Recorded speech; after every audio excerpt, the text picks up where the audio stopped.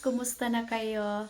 So, ayan, pag-uusapan natin ngayon, paano nga ba kami nag-aaway ng asawa ko? At ano nga ba ang mga dahilan kung bakit nag-aaway kami ng asawa ko?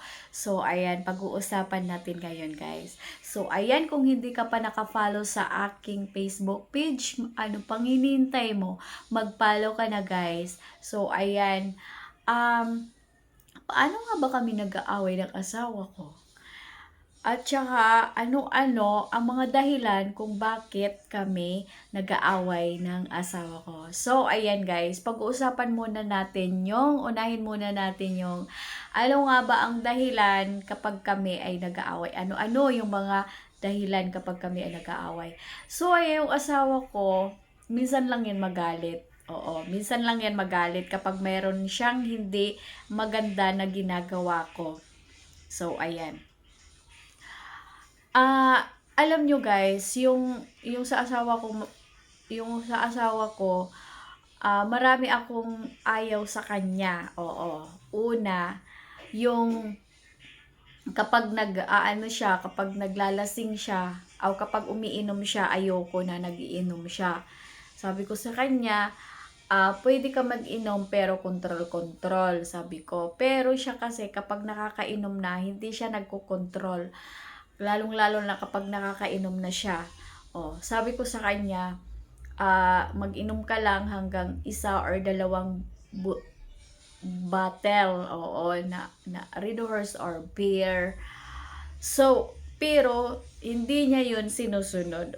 Kaya nagagalit ako sa kanya. Kasi ang gusto ko lang naman sa kanya, guys, yung hindi siya malasing, yung kasi yung 1, 2 bottle nakokontrol pa niya yung sarili niya, guys. So ayoko yung sobra-sobra. Kasi nga maano kasi kapag sobra-sobra na yung iniinom niya, minsan natutumba siya, 'di ba? Kasi nga alam niyo naman yung asawa ko is super matangkad. 6'4" kasi siya, guys. Kaya kapag nakakainom siya, medyo ano siya. So ayoko naman ng ganon. Tapos pangalawa, hindi na niya alam kung saan niya na inilalagay yung mga yung mga gamit niya, ganon. Hindi na niya alam kung saan napupunta yung mga gamit niya. Tapos yung kagaya ng sombrero niya, wallet niya, cellphone niya. So wala na siyang pakialam. So ayoko yung ganun, guys. Gusto ko hindi naman ako nagbabawal na mag-inom. Kaya lang gusto ko susundin niya yung gusto ko. Tapos yung pangatlo, kapag binabawalan ko siya, guys, sasabihin niya sa akin na nasasakal daw siya, ganun-ganon, kinokontrol ko siya. Hindi yun sa pagkokontrol. Kasi, kung kinokontrol ko siya, hindi ko siya paiinumin, hindi ko siya pasisigarilyohin, ganun, guys. Kasi nga malakas manigarilyo yung asawa ko. Dati kasi, guys, hindi siya naninigarilyo nung una naming meet. Nung una naming meet, pangalawa naming meet, tapos hanggang sa nagsama kami, hindi siya naninigarilyo. Pero hindi ko alam, guys, na ano pala siya, naninigarilyo pala siya dati doon sa kanila, tapos na-stop lang. So, ngayon, nung pumunta na siya dito, yun nga, yung unang meet, dalawang meet, yung tatlong beses na pupunta na siya dito, tapos dito na siya titira. So, yung pamangkin ko kasi, kasi siya, addicted sa cigarette, yung pamangkin ko. So, tumira yung pamangkin ko sa amin ng ilang buwan. Tapos, syempre, palagi siya nagsisigarilyo yung pamangkin ko. So, natuto yung asawa ko, Lalong-lalo na, dati palang smoker yung asawa ko. So, naging smoker na rin siya hanggang ngayon, hindi na natanggal. So, ayoko naman kasi nga yung asawa ko, may edad na siya, so ayoko na magbibisyo siya sa ganyan. Okay lang sa akin na magiinom siya, pero wag lang yung magiinom tas maninigarilyo, magiinom tas maninigarilyo. So, ayoko naman ng ganun, guys. So, ayan, kasi nga, gusto ko magsama pa kami ng mas matagal, di ba? Kasi, Ayun, yun lang naman ang hinihiling ko kasi yung asawa ko kapag ako'y nagdadaldal, talaga nga naman nagagalit siya sa akin, oo. Gusto ko lang naman na mapabuti siya at mapa-safe siya, oo, kasi nga matanda na siya, iyon. Kaso nga lang yung mga daldal natin na mga babae sa mga asawa natin, talagang minamasama nila kasi ang iniisip nila ay nasasakal sila sa atin, oo.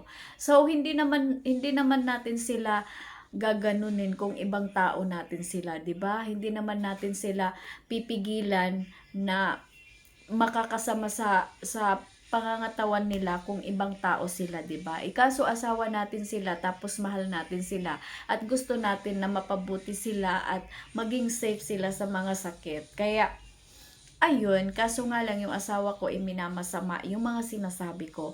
So ngayon, kaya palagi kami nag-aaway, palagi mainit ang ulo ko, palagi ako nai-stress sa kanya guys. Kasi nga, dahil ayoko na magkasakit siya kasi mahal ko siya.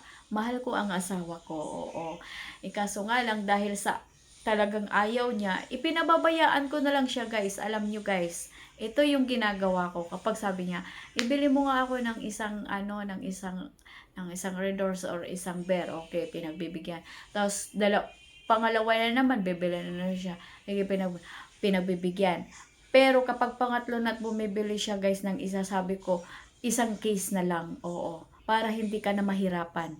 So, anong ginagawa ng asawa ko? Sasabihin tuloy niya na, no, isa na lang. Oh, only one. Only one. Kung gusto mo talaga na mag-inom, sige, bumili ka na lang ng isang case. Yun yung sinasabi ko guys. Tapos ano talaga siya, minsan talaga naiinis talaga ako hanggang sa syempre naiinis din siya sa akin, tapos doon na nag-uumpisa yung away namin. Pero yung away namin guys hindi yung nagtatagal, oo, kasi nga mag-away kami ngayon tapos kinabukasan bati na kami niya kasi yung asawa ko ayaw niya yung matagal kaming nag-aaway. Ako talagang matitiis ko yun kasi alam nyo naman, mataas yung pride ko, oo. Ako yung nangunguna makipagbati, oo. Ayoko. Kasi, lalong-lalo na kapag tama yung ginagawa ko, oo. Talaga, hindi talaga ako yung nangunguna makipagbati. Bahala ka dyan kung ilang buwan tayong hindi magkabati.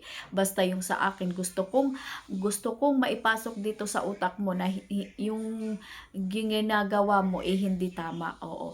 Kaya yung ginagawa niya is nakikipagbati na lang siya. Minsan nagsusorry siya sa akin na hindi na daw niya gagawin. Pero ginagawa pa rin niya guys. Kaya hindi na yan sa akin, hindi na bago yan sa akin. Kaya alam nyo guys, malalaman nyo yung ugali ng tao kapag kasama mo na siya sa loob ng bahay mo. Pero kapag magka-chat pa lang kayo, tas malayo siya sa iyo, sa piling mo, hindi mo malalaman kung ano talaga yung totoo niyang ugali. So malalaman mo na lang kapag kayo ay nagsasama na at kasal na kayo at magkasama na kayo talaga, yung mag-asawa na kayo. Kasi doon malalaman kasi magkasama kayo sa isang bahay. So malalaman mo na kung anong ugali niya, kung ano siya, kung anong mga bisyo niya, kung meron siya mga bisyo, basta doon mo malalaman guys, doon yung malalaman yung asawa niyo kung ano talaga ang ugali niya.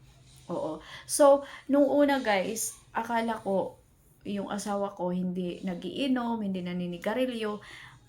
Pero yung pagiinom, alam ko yun guys kasi nung meet pa lang namin, nag-inom siya. Pero hindi naman ganun na kagaya ngayon na talagang hindi siya makapag-control.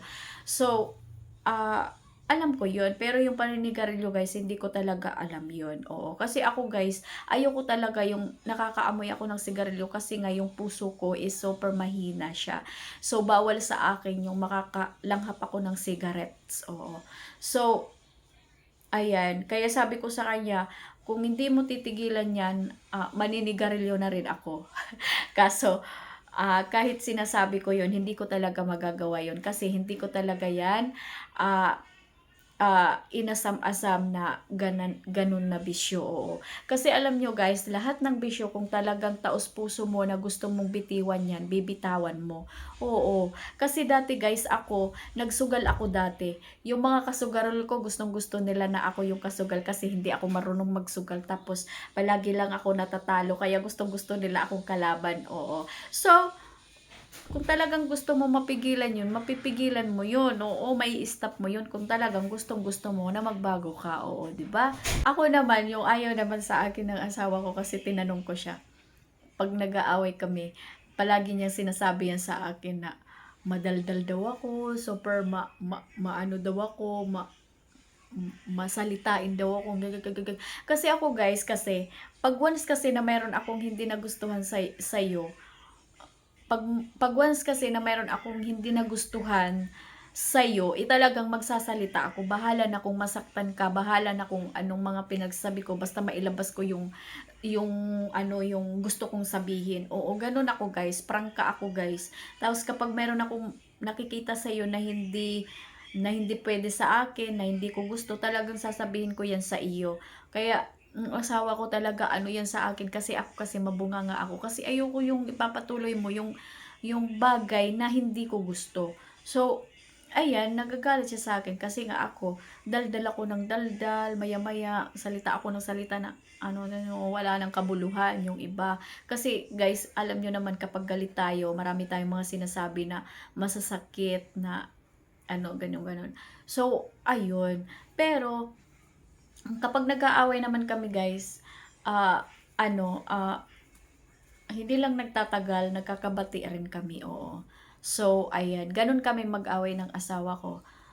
Pag nag-aaway kami ng, 'di ba, yung ako daldal ako ng daldal, tapos yung asawa ko nagsasalita na rin siya sa akin ng hindi magaganda. Siyempre ako guys, hindi naman ako nakakaintindi masyado ng English. So, yung mga sinasabi niya sa akin, parang nagagalit ako kasi hindi ko maintindihan. So pakiramdam ko parang masama yon para sa akin. So nagagalit ako, tapos iniiwan ko na lang siya, tapos hindi na lang ako nagsasalita, iniiwan ko siyang mag-isa para matigil na yung mga bungangaan namin. Oo. Kaya yung sikreto guys, para magtagal yung pagsasama nyo, kapag nagagalit na yung isa sa inyo, ah kapag yung isa sa inyo inagagalit niya, iwanan mo na lang, oo, para mawala na yung palitan ng mga salita na hindi maganda. Kasi kapag hindi mo iwanan yung partner mo, yung asawa mo, tas nandiyan ka paling bangbang ka pa rin ng bangbang ng mga salita niya, talagang hahaba at mapupunta sa hindi na maganda yung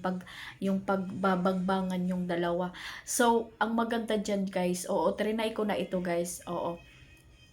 Kapag nagbabangbangay na kayong dalawa at parang sa tingin mo yung asawa mo hindi nagpapatalo, kung yung asawa mo is hindi nagkokontrol, ikaw na lang ang magkontrol. Iwanan mo na lang siya, tapos umalis ka na lang. Oo, para mag-stop na yung bangbangan yung dalawa. So ganun ang ginagawa ko, kasi yung asawa ko minsan kapag lasing hindi talaga siya nagpapatalo sa bangbangan. Oo. Ako na lang yung nagko-control, oo. Ako na lang yung nag-a-adjust. Kaya hindi humahaba yung bangbangan namin. So, ayan guys. Hanggang dito na lang yung aking video for today. So,